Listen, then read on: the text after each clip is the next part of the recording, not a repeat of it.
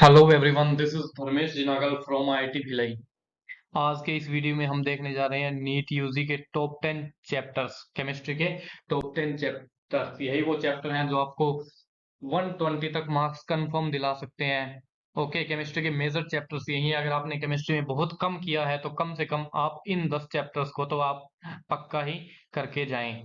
यही वो चैप्टर हैं जो आपको केमिस्ट्री से मेडिकल कॉलेज में एडमिशन दिला सकते हैं।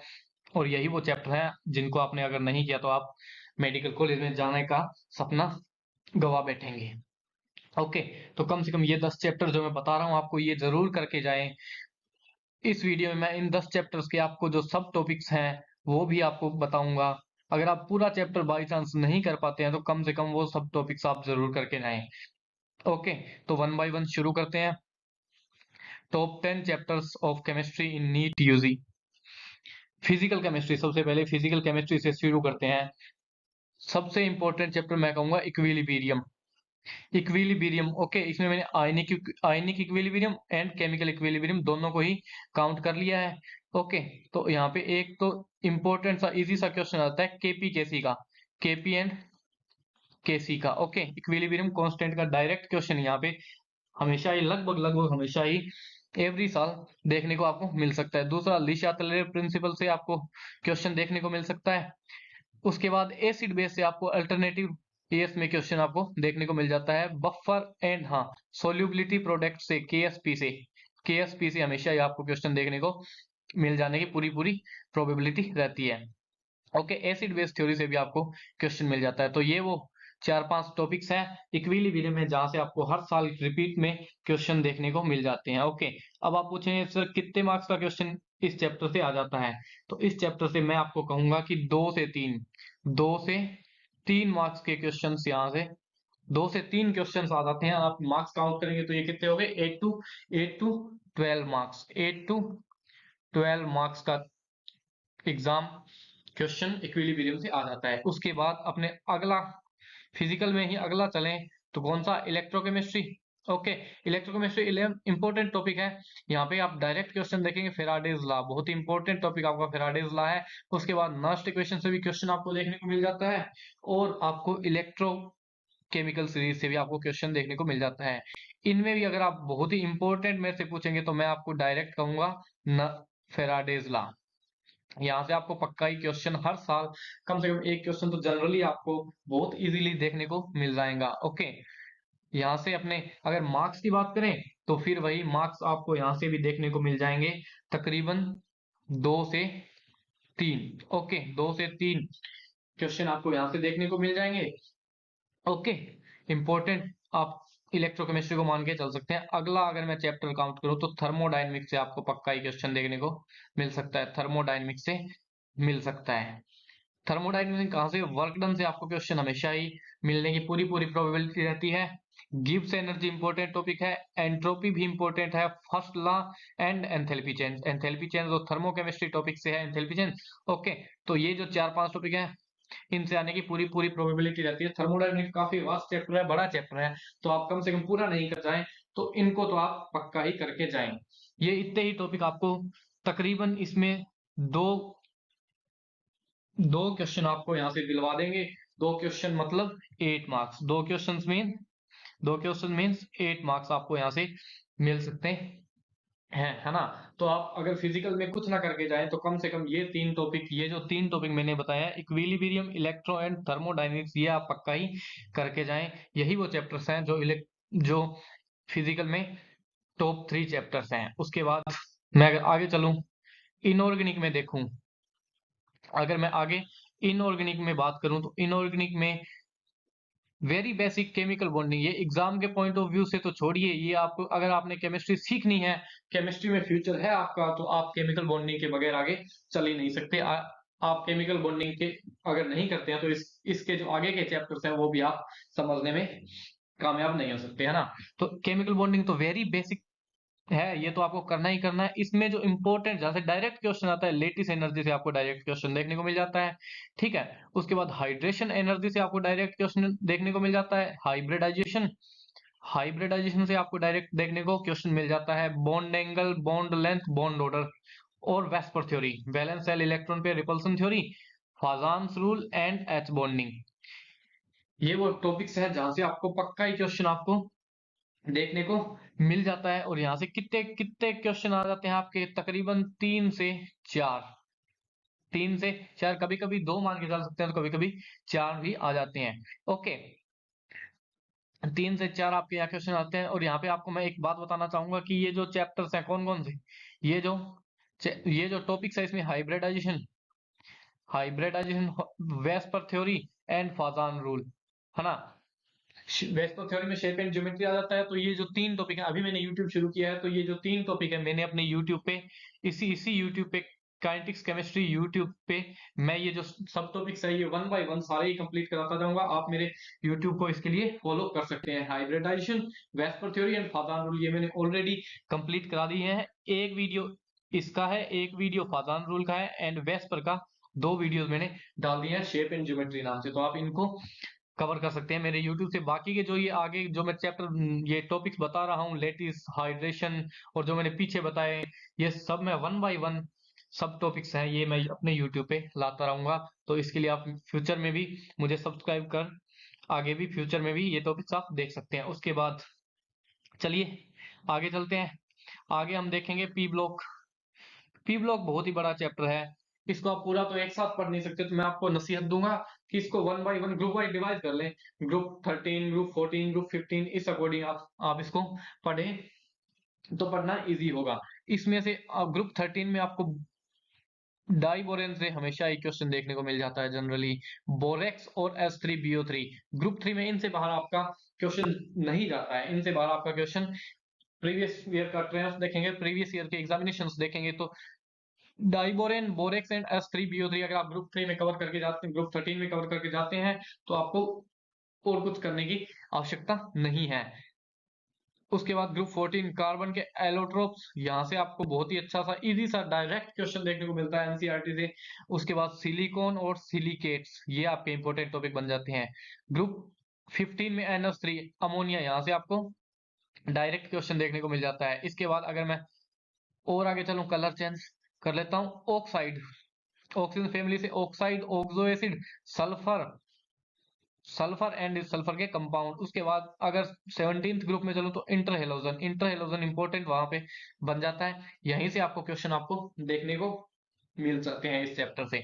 अगर मैं इसके क्वेश्चन बोलूं कि पी ब्लॉक से कितने क्वेश्चन आते हैं तो आप इस नंबर को ध्यान से देख लें, आप इस नंबर को ध्यान से देख लें। ये एक बहुत इंपॉर्टेंट नंबर है, बहुत बड़ा नंबर है। 4 से 5 क्वेश्चन आपको देखने को मिलता है। आपको एक डायरेक्ट सी बात पता होनी चाहिए कि नीट में वन वन क्वेश्चन होता है, 4 मार्क्स का,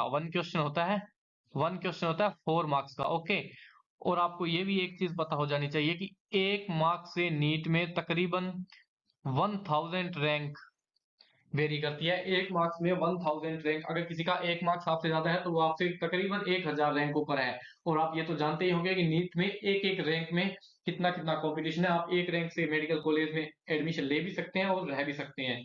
तो आप देख लें कि 4 से 5 क्वेश्चन का मतलब होता है 20, तकरीबन 20 मार्क्स। एवरेज लेके चलो तो 20 मार्क्स, और 20 मार्क्स में आप बहुत सबसे बहुत लोगों से आगे निकल सकते हैं और अपना रैंक सिक्योर कर सकते हैं, है ना। तो एक एक क्वेश्चन आपके लिए इंपॉर्टेंट रहेगा। उसके बाद कोऑर्डिनेशन केमिस्ट्री, कोऑर्डिनेशन केमिस्ट्री की मैं बात करूं तो हर जगह ये इंपॉर्टेंट, जेम से लेके नेट, गेट, जेम, जो भी केमिस्ट्री का एग्जाम है उन सब में ये इंपॉर्टेंट है। उसी के साथ नीट में भी, उसी के अकॉर्डिंग ये नीट में भी इंपॉर्टेंट है और जेई में भी ये इंपॉर्टेंट टॉपिक है। इसमें सबसे पहले आप आईयूपीएससी नोमेनक्लेचर, आईयूपीएससी नोमेनक्लेचर से क्वेश्चन देखने को मिल जाता है। वर्नर थ्योरी से, वीबीटी से, सीएफटी से क्वेश्चन देखने को मिल जाता है। उसके बाद आइसोमेरिज्म से आपको यहाँ से क्वेश्चन देखने को मिल सकता है, और बैक बॉन्डिंग, सिनर्जिक बॉन्डिंग से आपको यहाँ से क्वेश्चन देखने को मिल जाता है। इसमें मैं सबसे इंपॉर्टेंट, अगर आप मेरे से पूछेंगे, अगर आप मेरे से सबसे इंपॉर्टेंट पूछेंगे तो मैं बोलूंगा सीएफटी, मैं बोलूंगा सीएफटी। ओके, तो यहाँ से भी आपको कोऑर्डिनेशन से भी आपको तकरीबन से तीन 2 से 3 क्वेश्चन देखने को मिल जाते हैं जनरली यहाँ से आपको 2 क्वेश्चन देखने को मिलते हैं, बहुत बार 3 भी देखने को मिल सकते हैं। ओके, तो यहाँ से आप देख लेंगे तकरीबन 3 से 4 यहाँ, और 4 से 5 यहाँ, 2 से 3 यहाँ। तो 4 + 3 7, 7 + 2 9, 9 अप्रोक्स आपको आप देखेंगे अप्रोक्स 10 क्वेश्चन आपको यहीं से इन्हीं जो मैंने चैप्टर्स बताया इन्हीं से 10 क्वेश्चन बोल तो 40 मार्क्स आपको इनऑर्गेनिक केमिस्ट्री में chemical bonding, P block and coordination chemistry से मिल जाता है ना। तो आप ये 3 चैप्टर इनऑर्गेनिक केमिस्ट्री में कंफर्म करके ही जाएंगे। अगला हम चलते हैं ऑर्गेनिक केमिस्ट्री। ओके, अगला हम चलते हैं ऑर्गेनिक केमिस्ट्री। तो ऑर्गेनिक केमिस्ट्री में आप सभी जानते होंगे कि जीओसी के बगैर ऑर्गेनिक केमिस्ट्री में आगे बढ़ पाना तो बहुत ही मुश्किल है। जीओसी का नाम ही जनरल ऑर्गेनिक केमिस्ट्री है, ऑर्गेनिक केमिस्ट्री का ये बेस है। तो इसमें बगैर जीओसी के आप आगे नहीं जा सकते। तो जीओसी करना तो आपको एग्जाम के पॉइंट ऑफ व्यू से भी इंपॉर्टेंट है और वैसे भी आपके नॉलेज के लिए भी बहुत ही इंपॉर्टेंट है। इसमें आप इफेक्ट पढ़ेंगे, plus I, minus I, plus M, R, इन इफेक्ट्स को पढ़ेंगे। उसके बाद एसिडिटी और बेसिसिटी से क्वेश्चन आ जाता है। इंटरमीडिएट की स्टेबिलिटी, ये जनरली इंटरमीडिएट की स्टेबिलिटी है, ये इन इफेक्ट से ही इंटरकनेक्टेड है। आप इफेक्ट पढ़ लेंगे तो इंटरमीडिएट की स्टेबिलिटी भी देख पाएंगे। एरोमेटिसिटी बहुत ही इंपॉर्टेंट है, यहाँ से डायरेक्ट आपको क्वेश्चन, एरोमेटिसिटी तो बहुत ही इंपॉर्टेंट है, डायरेक्ट यहाँ से क्वेश्चन आपको देखने को मिल सकता है। उसके बाद जीओसी सेकंड, आप जीओसी सेकंड जिसे बोलते हैं किसको, स्टीरियोकेमिस्ट्री को। यहाँ मैं लिख ही देता हूँ, चलिए यहाँ मैं लिख ही देता हूँ जीओसी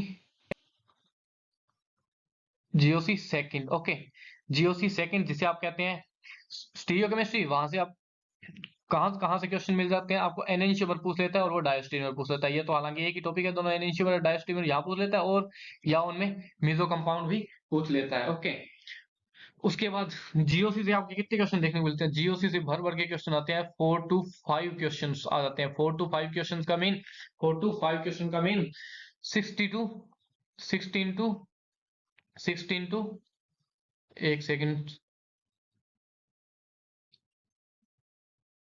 16 to 20 मार्क्स आपको जीओसी से ही मिल जाएंगे। ओके, उसके बाद हाइड्रोकार्बन, आगे की जो ऑर्गेनिक केमिस्ट्री है उसमें जनरली आप सभी नेम रिएक्शन तो सभी भर लेंगे, तो नेम रिएक्शन तो बताने की रिक्वायरमेंट नहीं है, नेम रिएक्शन तो सब में ही पढ़ेंगे। उसके बाद हाइड्रोकार्बन में SN1 hydrocarbon and alkyl halide भी इसी में साथ में काउंट कर लेता हूँ। SN1, SN2, E1, E2।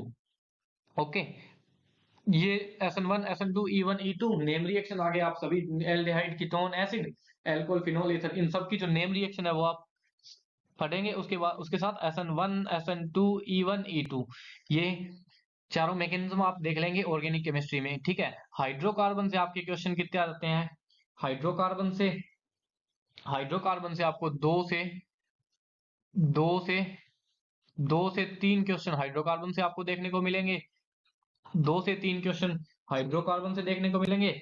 एल्डेहाइड से आपको 2 क्वेश्चन आपको देखने को मिलेंगे, एल्डेहाइड, कीटोन एंड एसिड से 2 क्वेश्चन आपको एल्डेहाइड, कीटोन एंड एसिड से मिलेंगे। और 2 से 3 क्वेश्चन ही आपको एल्कोहल, फिनोल एंड ईथर से देखने को मिलेंगे।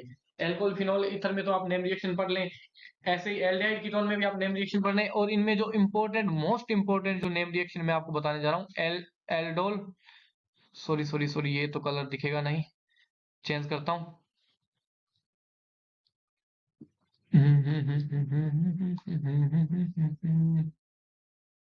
ये दिखेगा, एल्डोल एंड केनिजारो, ये जो 2 नेम रिएक्शन है, या बहुत ही अच्छे से कर लें, यहीं से बार बार यहीं से रिपीट होता जा रहा है क्वेश्चन। ओके, तो आप यहाँ से अगर काउंट करने चलेंगे, 4 + 2 + 2 + 2 10 11, आप यहाँ से 11 क्वेश्चन मान के चले, 11 क्वेश्चन मान के चले, 11 क्वेश्चन मीन्स 44 मार्क्स। ओके, तकरीबन 44 मार्क्स का मैंने आपको ऑर्गेनिक बताया, 40 मार्क्स का आपको तकरीबन मैंने इनऑर्गेनिक बताया, और 36 to 40 मार्क्स का आपको मैंने फिजिकल बताया। तो मैंने आपको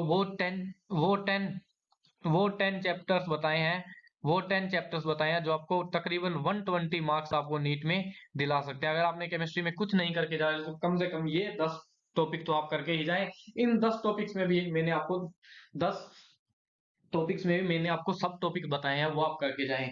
मेरे YouTube में ये जो सब टॉपिक जैसे मैं बता रहा हूँ, SN1, SN2, अगला वीडियो में इन्हीं का ही कराऊंगा। SN1, SN2, E1, E2, जैसे कि जीओसी के इफेक्ट हो गए, एनेंशियोमर, डायस्टीरियोमर हो गए।